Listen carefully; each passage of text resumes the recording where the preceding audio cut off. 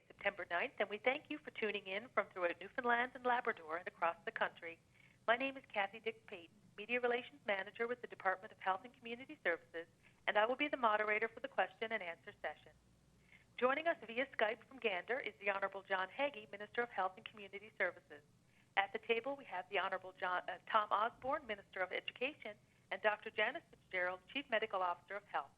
Please stand by. Our news conference will begin shortly.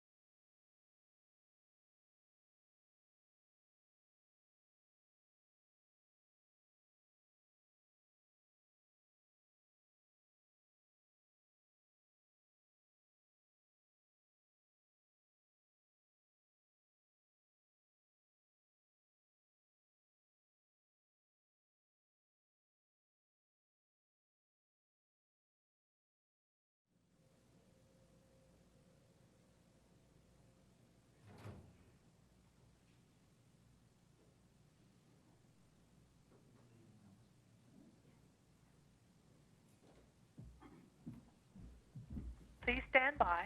Our news conference will begin shortly.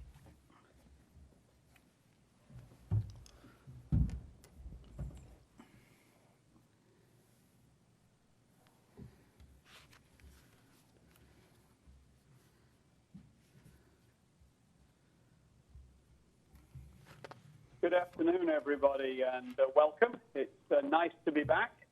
And in the custom of these meetings, I will throw the floor over to Dr. Fitzgerald in the first instance for today's update. Thank you, Minister. Good afternoon, everyone. Thank you for joining us today. We'll start with an update. Since the media advisory yesterday, we have no new cases in the province, and the total number remains at 270. 266 people have now recovered, and in total, we've tested 33,892 people. Today marks the first day of school for many kids in our province since classes were suspended in March. A lot of planning from government, public health, the school districts, school administrators, teachers, and parents have prepared us to welcome students back to school this week. We all want the best for our children, including making sure they feel safe, healthy, and happy in school. Throughout the year, we will all continue to work together to make sure this school year, albeit different than any other, is a successful one for our kids. School and interaction with their peers are important for our children and youth overall well-being. Right now, across our entire province, we have a low prevalence of COVID-19, and that, along with the school safety protocols in place, make it safe for full reopening of schools to welcome all of our kids. While schools are fully reopened, attendance at school is recommended for all children, including those with immunocompromising conditions who would normally attend school. For families who have children with such conditions, I would encourage you to review the back-to-school materials available on our website at gov.nl.ca/COVID-19 and the information provided by the school districts. If you still find that you have questions or concerns about sending your child back to school because of their condition, I would encourage you to speak with their healthcare provider. They will be best positioned to provide advice specific to your child's condition. As our children and also parents get back to their full routines, I encourage you to talk with your child about their experiences and how they are coping at school. Like in other school years, kids experience a mix of emotions at this time of year. They are excited to see old friends, but they can also be nervous, particularly if they are going to a new school. They think about who will be in their classroom, who will be their teacher, what activities will they want to be in this year.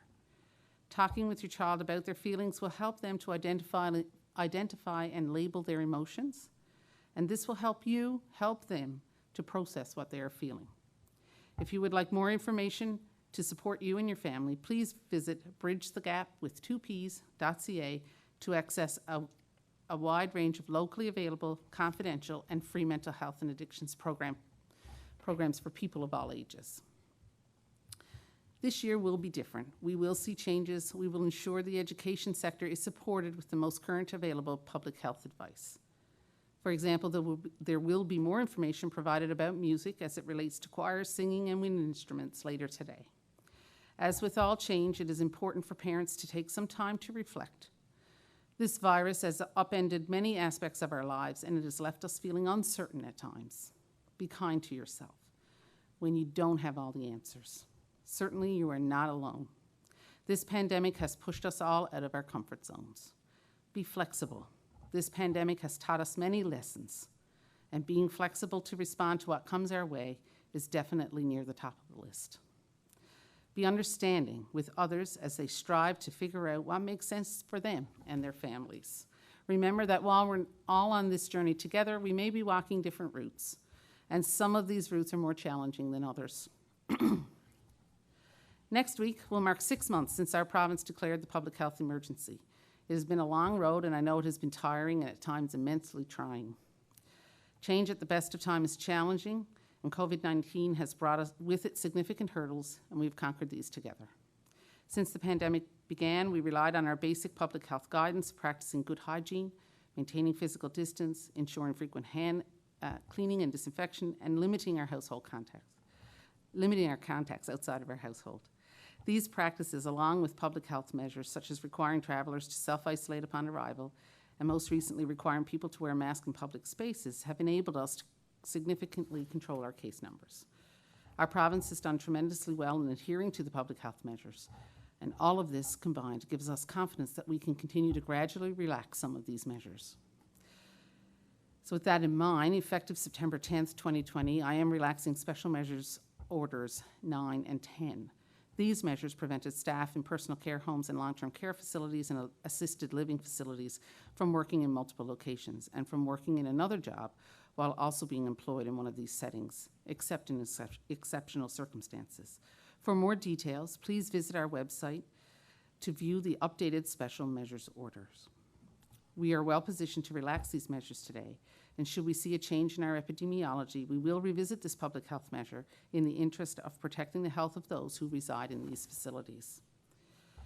Further, I want to advise that there have been COVID-19 outbreaks declared at both Syncrude's Mildred Lake oil sands site, located near Fort McMurray, Alberta, and Suncor's base plant located north of Fort McMurray, Alberta.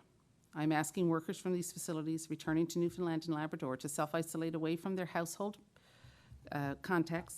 household members, and call 811 for further direction. This includes workers returning from Syncrude since August 14th and those from Suncor since August 8th. While the 2-week self-isolation period may be over for some of these workers, we would still like them to contact 811 to follow up. Symptoms of COVID-19 include fever or signs of a fever, cough, headache, sore throat, painful swallowing, runny nose, diarrhea, loss of sense of smell or taste, unexplained loss of appetite, and small red or purple spots on the hands or feet. As a recap for those who may have just joined us, we have no new cases since yesterday's media advisory. The total number of cases in the province is 270. The restart of school is another important milestone of life with COVID-19. We must remain vigilant in our efforts to keep the risk of spread of COVID-19 low. We have done so well here in Newfoundland and Labrador in adhering to our public health measures, so let's keep on the path and learn not just to live with COVID-19, but to thrive in spite of it. Thank you. Thank you very much, Dr. Fitzgerald. We have with us today Minister Tom Osborne, who is the Minister of Education and Early Childhood Development, and I'd like to call on him now to make a few comments. Tom? Thank you, John. It's been a very busy day today for parents and students and everyone involved in our province's education system. Students in grades kindergarten through 12 and our young adults attending our public and private post-secondary institutions are experiencing their first day of classes today. Many adjustments have been made under the leadership of our Premier amidst the COVID-19 pandemic to ensure that students of all ages can resume their learning and enjoy a successful school year. Our K-12 schools have reopened under Scenario 1, in-school classes with health measures in place. Working with public health, the Newfoundland and Labrador English School District and the Francophone School District prepared detailed plans for the reopening of schools. Since administrators, teachers, and staff returned to school on September 2nd, there has been a lot of communication between schools and students and families. There's also been much work done to address issues and ensure the smoothest transition back to the classroom as possible. This includes added measures such as additional busing, teaching resources, technology supports, and additional cleaning and hygiene in our K-12 system. At this point, the additional custodian positions we announced are in place. The school district also recruited additional custodial staff earlier this summer, so in total, there are 80 additional custodians now in place. There has been an additional 25 guidance counselor positions and 15 administrative positions allocated. There are now teachers in these positions. The English School District is working through the process of hiring the 10 teachers for virtual learning. The district is anticipating having these positions filled within the next week or two. With the added investment of $1.6 million, there will be an additional 285 hours of student assistant time per day. All of these hours will be in place before the end of this week. Both the district and contractors are actively recruiting drivers to help deliver additional busing services. We are making significant progress on busing and reducing the impact on as many students and families as possible. To date, we have reduced the number of these affected students by over 1,000. The number of those impacted will continue to decline in the days ahead, and we will have all eligible riders accommodated by the end of the month. I understand that the timeline is not addressing the immediate needs of some students and their families who, for example, may not have their own transportation. I appreciate the difficulty that this presents, and I can assure you every effort is being made to resolve it as quickly as possible. Public and private training institutions have also undertaken significant work to prepare for the safe delivery of programming, working closely with the provincial health officials. Memorial University and the College of the North Atlantic will continue with primarily remote online programming through at least this fall. 13 private training institutions are planning a full return to in-class and practical training. 9 private training institutions will continue remote online programming with some on-site practical training. There is no doubt that this school year is like no other, and it will certainly look a little different. While it's exciting to return to school, it can also cause anxiety. As I've said before, we as parents and educators, it is more important than ever before that we help ease and reduce these anxieties, and when necessary, help students deal with the anxiety. Everyone involved in education has been working hard to make sure the return to school is as smooth as possible. No doubt, there will be some hiccups. Our schools will look different. We may have to use different entrances and exits. Recess and lunch may be different. As we get used to the new normal at school under COVID-19, it is important that we all remember to be respectful and to listen and be patient. We continue to meet regularly with our partners in education to address issues. The health and safety of our students, the staff, and educators remains a priority. And while things will look different, parents and educators can be confident in the planning and measures put in place for a successful school year. Through the planning, additional measures, and the guidance of Dr. Fitzgerald, our schools are safe, our students, educators, and staff are safe. Providing a source of normalcy is part of learning to live with COVID-19. A return to school is a positive step for students, allowing them to connect with friends and teachers and continue their learning in a safe environment. If our current situation changes, we are ready to make adjustments quickly, to follow and implement any new guidance from public health.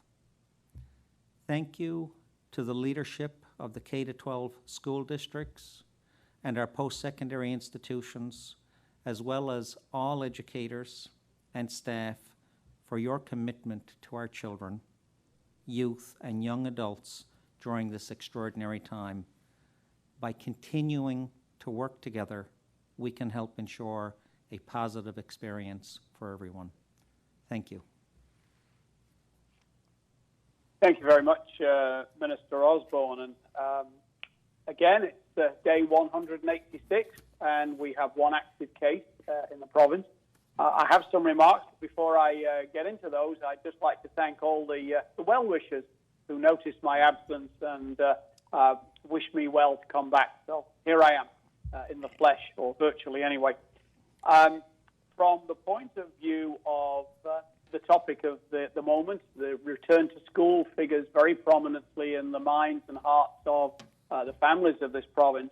And the only thing I would add to what Dr. Fitzgerald and Minister Osborne have said is that, there's a very nice video Dr. Fitzgerald did speaking directly to students, particularly some of the younger ones. And I think if there's any doubts in parents' minds that access to that and showing that to your younger children will actually go some considerable way. It's had some very positive reviews on social media and on my Facebook page for sure. My comments today will just touch on a couple of things. We've heard a bit about rotational workers over the last little while. And from our point of view, for those who rotate across Canada from Newfoundland and Labrador, we have tried our best as the situation has changed to strike a balance between the benefits of shorter isolation periods for the workers and their families, but also the risk of transmission, bearing in mind what the disease is doing elsewhere. We've seen British Columbia flare up to the point of having to lock down nightclubs and bars again, and Dr. Fitzgerald has just mentioned those two outbreaks in camps and areas that may be relevant to some of our local workers. So again, we've made at least two adjustments, relaxations over the course of the last few weeks for rotational workers to try and make their life and their families' lives easier. One group we don't really have as much latitude with are those Newfoundlanders and Labradorians who rotate to international jobs. International travel is under the jurisdiction of the federal government, and whilst we as a province can add to the requirements of the feds, We don't have the ability to take that away. The Quarantine Act is federal legislation, and that at the moment requires the isolation period as set out by the federal government.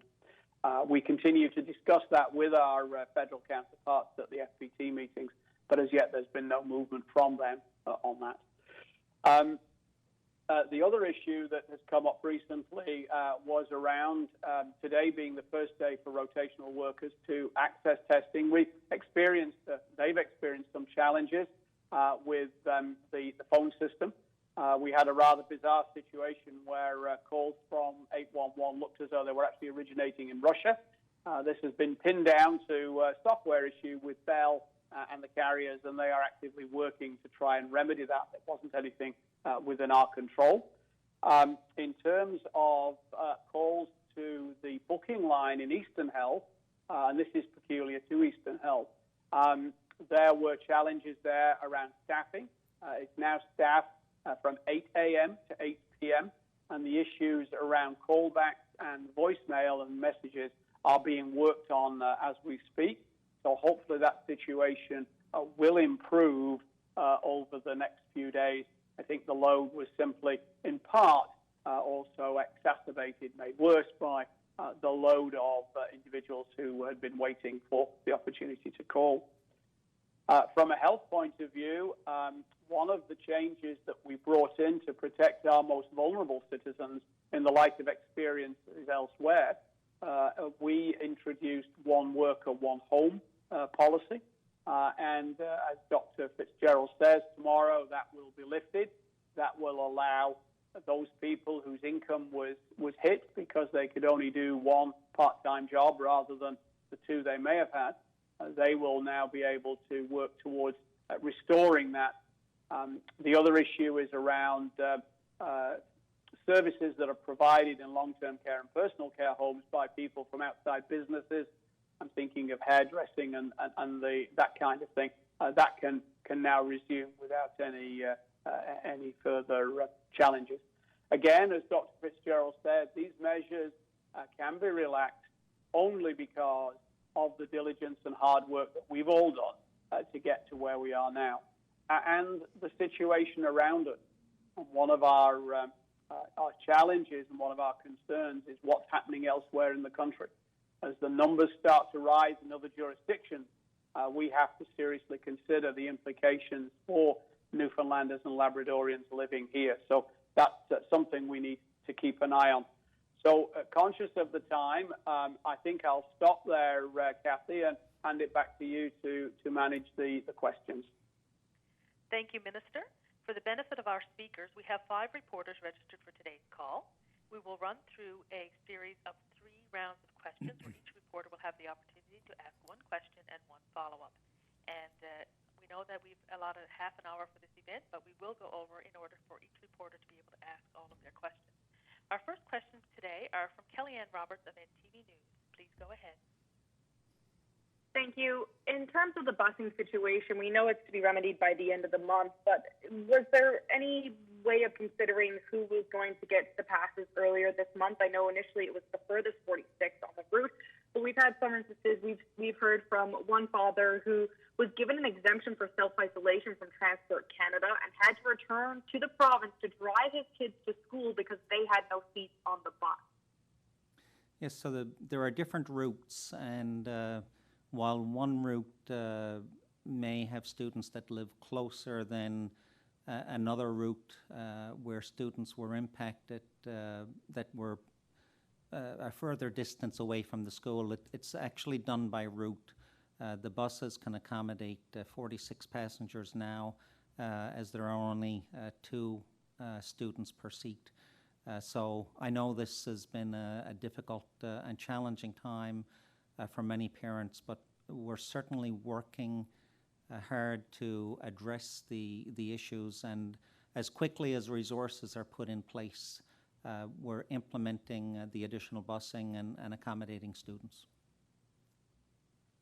When it comes to the rotational workers, Minister Haggie, you noted today was the first day that many of them could begin to get that early testing done.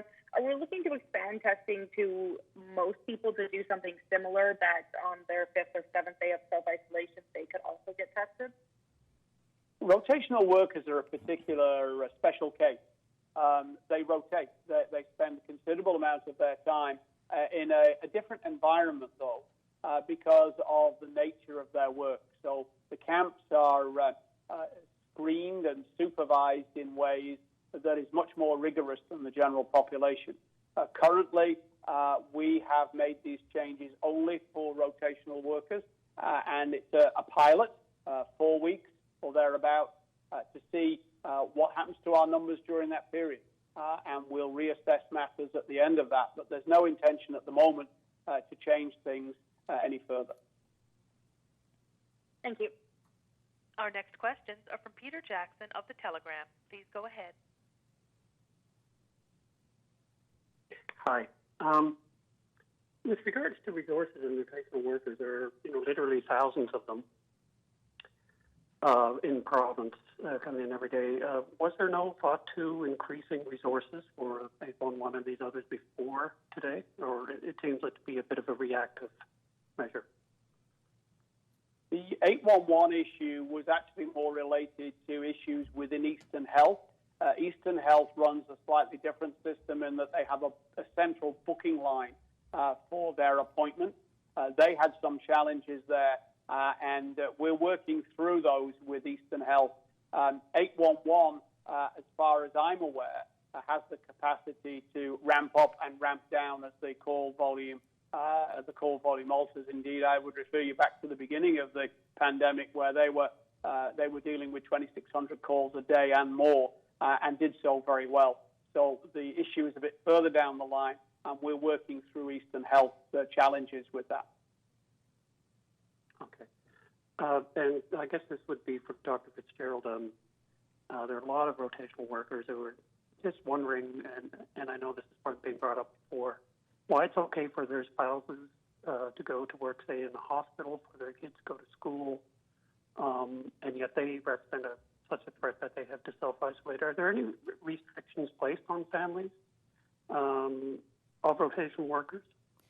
So as long as the rotational worker is not symptomatic, families are allowed to go to work and go to school. That's been in place all along. Well, not school, but work. So, that's not really changed. And certainly if the rotational worker becomes symptomatic, that's a different story. And then, we have to have testing done, and then their families will have to get tested and isolate as well. So if they prove to be positive. So it's only for asymptomatic workers that can happen. Thanks. Our next questions are from Meg Roberts of CBC News. Please go ahead. Minister Osborne, every child should have a right to an education. So what do you say to those parents who cannot send their child to school because of a transportation issue? It's heart-wrenching, actually. I know in discussion today with the English School District, they're looking at doing some double runs or triple runs where possible. It may mean a shortened in-class instruction for some students, which is unfortunate, but that would be a short-term measure until the additional busing is in place, so that every eligible rider will have transportation. I'm sorry, I missed the beginning of that. So you guys are considering maybe staggering the times or having two bus routes? Well, no, in some cases, as a shorter-term measure, where practical, if we're able to, we're looking at doing additional runs, which may mean a shorter time, in-class instruction time for students. We'd looked at the possibility of doing earlier runs, not shortening the time for students, but that wasn't possible. Okay, thank you very much. Did you have a follow-up question? Oh, I believe that was my follow-up question. Oh, I thought that was like you were reiterating that you couldn't hear what he said the first No, sorry, I've had two questions, but I will come back around. No problem. Our next questions are from Brian Medor of VOCM News. Please go ahead. Hi, Minister Osborne. Just wondering if you can expound on a statement you made that if things change in our school system, that you will be able to make adjustments quickly. Teachers I've spoken with the last little while say they really are not ready for anything beyond the physical presence in the classroom. Can you just expound on that, by what you mean by that? Certainly. You know, I know that the English School District and public health officials, the Department of Education put forward guidelines and plans to deal with the school year. So right now we're in scenario 1, which means in-class instruction. If the situation changes in a particular school or in a community, we can quickly move to scenario 2 if need be, or to scenario 3 if need be. Scenario 2 would be partial in-class instruction and partial at home, or scenario 3 would be full-time instruction from home. Further to the school busing situation, quite a few stories on Open Line this morning, situations where a school bus far less than half capacity, bypassing children waiting for the bus because they are not eligible under the system. At least 2 situations where that happened. How does that happen, and do you look into that to see what happens in that case? Yeah, certainly. You know, I understand that those cases were what would ordinarily be courtesy busing. So on any year, any normal year, this year is a little different naturally, but any normal year, courtesy busing is usually looked at a day or 2 after school starts, so that principals and administrators can determine the availability of additional seats on buses and then offer them up to courtesy passengers. So this year, in that regard, it's no different. Today, it was eligible passengers only on the buses.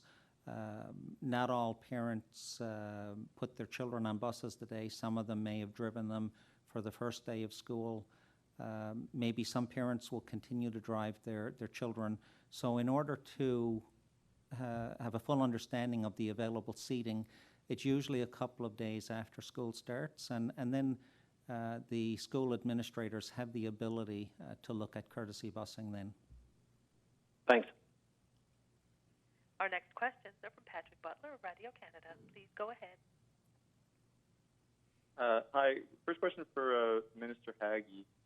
Related to, you referred to it a little bit at the beginning, the call wait times for people who are looking for testing. A lot of people complaining about that at the moment, and say things are getting better, but we're in a situation right now where we have very low prevalence. Is the province ready to, have an uptick in calls related to testing in the event of an outbreak? The short answer is yes. I mean, I think what you've seen here today is an unfortunate coincidence of a lot of people kind of backlogged because today was the first day they could ring, combined with, in Eastern Health, challenges on the back end in meeting that volume. But the short answer to your question is yes, we do have the capacity should we start to see an uptick in cases. And I'd like to ask a question on the border as well. Is there any change to the province's disposition in terms of border controls at this time? No. We'll now start question round 2 with Kellyanne Roberts of NTV News. Please go ahead. Thank you. I'm wondering, since the COVID-19 tracking app has now been released, what the uptake levels have been like. That's a very good question, and I'll go and find out for you. I don't have that number to hand yet. No worries. Thank you. Kellyanne, did you have a further question? Oh, I do. Yeah, I wasn't sure if we were going with 1 or with 2 there. Sorry. Just looking for clarification, what were the camps for those rotational workers returning from Alberta? Yeah, just 1 second now. So it's Syncrude's Mildred Lake oil sands site and Suncor's base plant, both located near Fort McMurray. Thank you. Our next questions are from Peter Jackson of the Telegram. Please go ahead. Hi. I just want some clarity about you say that you have teachers hired for virtual learning, but there is no exclusive online platform offered for education. Why was this not considered? And how, if it's not actually in place, how quickly could you really move to that? Right now, we are hoping that we'll have in-class instruction, the emotional, the physical health, the mental health, well-being, and educational, the best interests of our students. So we are looking at in-class instruction for our children.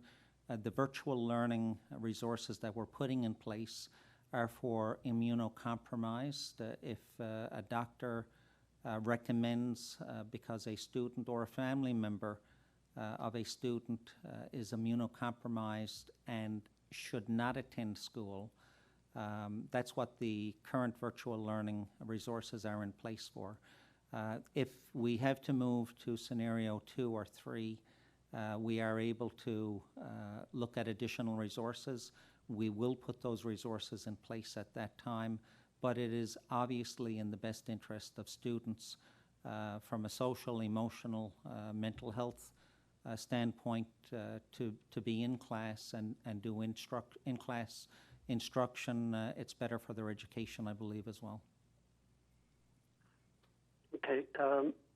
And I also wanted to ask Dr. Fitzgerald, you said you have more information later today on singing, choir singing and wind instruments. And when would that be released? And is that being released just to the public now, or is it going to be news for everyone, including music teachers? Yes, so this will be guidance for group singing and people playing wind instruments. So it will apply in a variety of settings, and that guidance will be available on the website. It's just going through the final approval process as I left to come over here, so hopefully by the end of the day we'll have that up. Thank you. Our next question is from Meg Roberts of CBC News. Please go ahead. Dr. Fitzgerald, I'm just wondering, what would it take to shut a school down? So that's a good question, and certainly those are things that we grapple with all the time. There are, first of all, I just want to reassure that there are processes in place for contact tracing and for dealing with cases of infectious diseases in school. And this is not something that's new. This is the work of public health, and it has been all along. So, we do have cases of other infectious diseases where we have to do contact tracing and that sort of thing. So the same principles will apply to COVID-19. I think it will depend on certainly when we look at the number of cases in a school. We'll have to determine, are these cases only in close contacts? Are we seeing more community spread? It will depend on what's happening elsewhere in the community as well as to whether or not we close down a school. Sometimes those things can be very localized in their context, so it can be difficult to sort of give a broad overarching here's the number that we're going to shut down a school, because it's not quite as simple as that. Certainly we are working through that now in public health, and that guidance is something that we'll be able to talk a little more in detail about in the coming days. Can you go over step by step what would happen if a student tests positive? Like, what's the plan? So if a student tests positive, then public health is notified. So as soon as we have a positive result at our lab, we get notified in public health, and then the public health officials will contact the parents of the child, and they will get a list of people that child has come into contact with, and then they will do contact tracing. So then they will talk to, I was going to say contact the contacts, but that's starting to get confusing. So they'll talk to the people, who are considered to be close contacts of that child, and that could be people who are in class with that child, or maybe other close contacts that they would have. And then they would determine, how close the contact is. Is it a higher risk contact or a lower risk contact? And then recommend testing as with regard to that. And then in consultation with the regional medical officers of health, they'll determine exactly, what the process has to be for the school then in that situation. Thank you very much. Our next question is from Brian Medore of VOCM News. Please go ahead. May sound a little bit trivial to some, but I'm just curious as to why, say, if a student forgets the lunch, and it's going to happen somewhere at some point, that a student will be in school without a lunch, parent will not be able to get there, why that child would have to come out of school and gone home for lunch or wherever, instead of just someone being able to drop something off. The child comes out of the school for 30 seconds, Johnny or Susie, mom, dad, or a neighbor drops off a bag lunch, and back in they go. So is there any insight into that, or is that too school specific? So yeah, I think it's, certainly from a public health point of view, I can't really comment on how that has to operationalize within a school, but I would certainly leave that to the discretion of the school administrators to decide what works best for them. There's a French school on the Port-au-Port Peninsula where the grades have been lumped in. I think it's 3 grades altogether, which seems to kind of go against any semblance of cohort. How does that happen, and what would be the rationale behind something like that? In that particular case, they have the proper teacher allocation for the school. It's a recruitment issue. So I know the Francophone School District is trying to recruit, but at this particular time, while the teacher allocation is provided, the teachers aren't there. Thanks. Our next question is from Patrick Butler of Radio Canada. Please go ahead. I have another busing-related question. 46 kids is the limit on the bus now. That's two kids per seat, which you would think would probably be the maximum you would want on a bus anyway. Any more than that would seem to be kind of overcrowding, according to a lot of parents.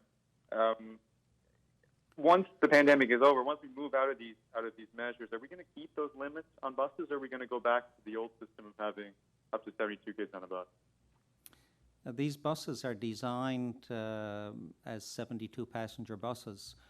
That's what they're manufactured to be, and they're inspected, by the provincial government here, Transport Canada, and they are permitted 72 passengers.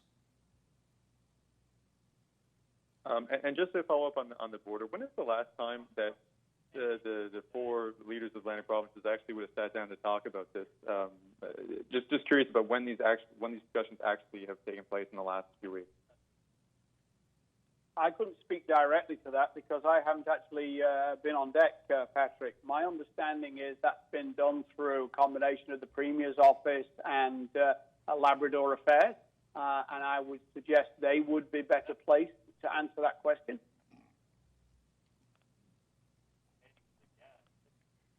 Kellyanne, do we have any further questions? Yep, I have one regarding the hospital in St. Anthony.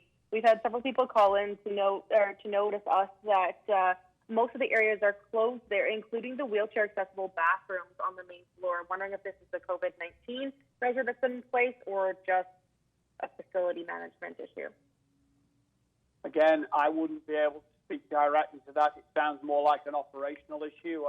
Maybe the CEO or the communications people at Labrador Grenfell will be able to speak specifically to which bathrooms are open. Thank you. And in regards to the changes to the special measure orders regarding workers working from hospital to hospital or healthcare center to healthcare center. Why was that decision made now? So I think we've certainly been looking at epidemiology, and it has taken a bit of time for us to work through, when we think about personal care homes, long-term care facilities, it's not just as simple as making an order. It's there's a lot of things to consider, and so it's taken us a bit of time. We wanted to make sure that we've done the proper consultation and that we've discussed things with stakeholders, including people who live in these facilities or who have families who live in these facilities. And so it took us this long to come up with an answer. Thank you. Peter Jackson, do you have any further questions? Yes, sorry. I wanted to ask about the workers in long-term care. Are there any restrictions now as to where they can work other than their current position? For example, can they work in another healthcare facility, that sort of thing? As of the change in the orders, that will not be the case. They will go back to status quo before. Okay, thank you. Peter, do you have a further question? No, that's fine. Thank you. Meg Robert. I just have one going back to the buses. I just want to know when we will know if more runs is possible, as it is already the first day of school. I had a discussion with the English School District today, and the issue with runs right now is to put additional runs in place would mean a shortened work or a instructional day for students. I know the English School District had looked at the possibility of additional runs without a shortened work day, but that wasn't achievable. And why not? They had discussion with the NLTA early on, and it's my understanding the length of the workday for teachers, that issue was non-negotiable. Thank you very much. And Meg, was that your final question? Yes, it was. Thank you. Okay. Brian Medor, do you have any further questions? I do. On the school bus situation, I spoke with Citywide yesterday, and they've acquired, I think it's 35 new or late model buses to be delivered within the next week or two. Is that where government and the school boards are headed as well, to acquire buses in that supply line, new late model, or are you looking at the older buses refurbished kind of thing? There'll be a combination, I think, Brian. It depends on the contractor and what they're able to acquire. We'd gone, the English School District, the department, we reached out to the busing contractors and, to ensure that we could acquire enough busing resources to accommodate all eligible students and some of the courtesy students once the eligible students are looked after. So it really depends on what the busing contractors were able to acquire. And Dr. Fitzgerald, this one may be for you. I'm not sure if you're aware, if you know. There apparently is another TV production filming in the region. It's, I think, for the Sci-Fi Channel. The name of the program escapes me right now. Are we aware of that? And is there a protocol that they would have to follow before coming in here? So certainly there are protocols in place, and there are, there's a guidance available on the website with regard to safe business operations. I would expect that most of this has been taken care of through the business response teams. I can't speak to anything specifically. Okay, thanks. And Patrick Butler, do you have any further questions? I'm good, thank you. Well, thank you very much, folks, for tuning in today. Please join us again on Wednesday, September 16th at 2 p.m., 1:30 in most of Labrador. Have a great evening. Thanks. Our smartphones. We use them to keep in touch, to play, and to work. Now, your smartphone can help you limit the spread of COVID-19. Someone can have COVID-19 and not know it. They can spread the disease before they have any symptoms. The Government of Canada has developed an app that will let you know if you may have been in contact with someone who has tested positive for COVID-19. The COVID Alert app creates a random code so that no one will know your name or your location. The app uses Bluetooth to exchange random codes with nearby phones. The code is a randomly generated string of digits and letters that changes every 5 minutes, so it cannot be used to identify you. The app does not have access to your name or address, or your phone's contacts, your location, or your health information. If someone you've encountered later tests positive for COVID-19 and uploads to the app a one-time key they received from their healthcare authority, you'll be notified that you may have been exposed.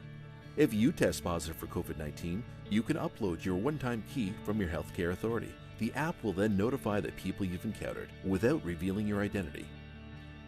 You can then take steps to limit the spread of the disease. If you know you've been exposed, you should contact your local public health authority and follow their instructions. Using the app is one more thing we can all do to help limit the spread of COVID-19, in addition to washing our hands, keeping 2 meters apart, and wearing a non-medical mask or face covering when it's difficult to maintain physical distancing. You can do your part by downloading the app today and helping others use it too. The more people who use the app, the better we can contain COVID-19. Help protect yourself and your community. Download the COVID Alert app to help limit the spread of COVID-19. Go to the App Store or Google Play. Find out more at canada.ca/coronavirus. A message from the Government of Canada.